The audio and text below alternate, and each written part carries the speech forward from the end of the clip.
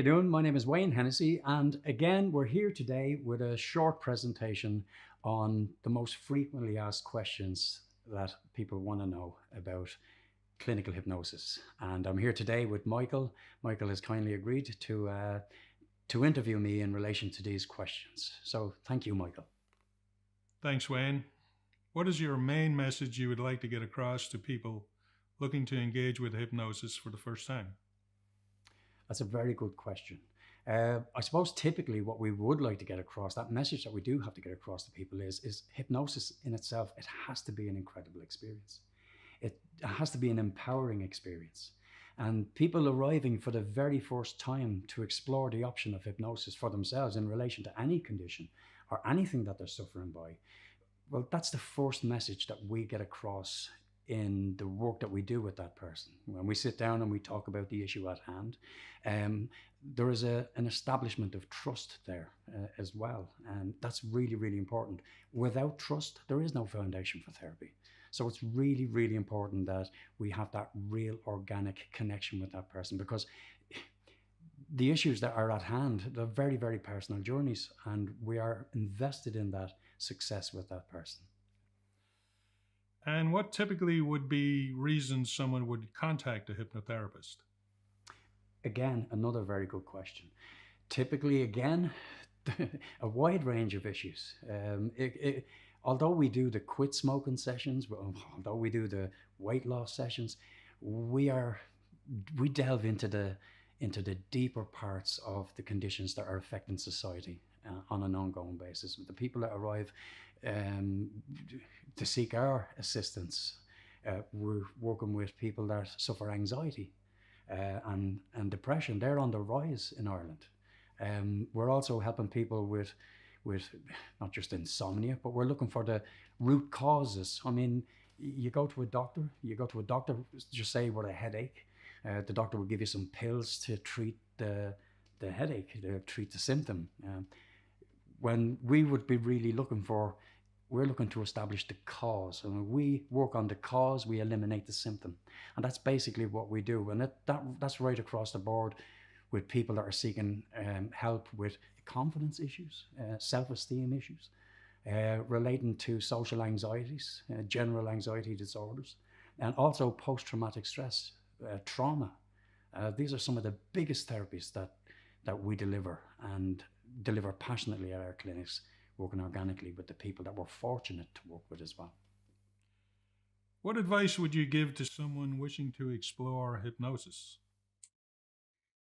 I suppose really there's only one advice that we could give. And even if somebody didn't wish to work or come in to seek our help in advance, typically going forwards for any hypnotherapist in any regard, whether it's an independent hypnotherapist or whether it's a therapist that's a part of a larger organization, do your research. Do the research. Go on and have a look at the reviews. Have a look and see what other people have said about their time spent at that particular hypnotherapist. Some hypnotherapists, they just work with quit smoking and they just work with weight loss. They don't branch out into the much more profound therapies that we would be passionate about and helping people with as well. Why do so many people feel overwhelmed or end up suffering with anxiety and insomnia and those type of conditions? That's a very, very good question. And I suppose it's the $64,000 question. How come one person can be so greatly affected by panic disorder and another person not? How can somebody be so typically overwhelmed with depression or anxiety and another person isn't? We have to look at our life conditioning. We have to look at the first 7 to 10 years of a child's life, really. Even as the child grows on to become the adult, we're still stuck in this first 10 years of a child's life, and typically in that first 7 years. And if you take into account that a child, when born, is a blank canvas, and the first, I suppose, programs that the child would download would be cues from the behavioral aspects of their mothers and fathers. And I suppose really after that, the following 4 years, up to the age of 7, they're taking on the environmental cues.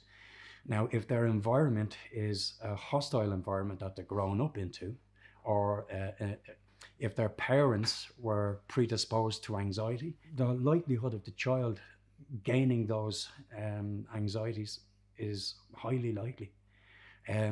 So we're looking at the life conditioning, the behavioral conditioning. And they go in as identifying markers, like significant events that a child has not got the conscious ability to be able to understand, but the subconscious feelings of that child makes an identifying marker. And then the time would pass for that incident to have come and gone. Whether it's one incident, whether it's multiple incidents, whether that child is grown up in a traumatic environment. And then the child develops on through school and goes on into being an adult. And then later on in life, the adult could experience stress. And then that's when them feelings really, really begin to reoccur. It's like they're triggered by the present situation. And if you take Ireland from 2008, 10 years of austerity, 10 years of mortgage distress, 10 years of crippling financial circumstances for the majority of people across Ireland.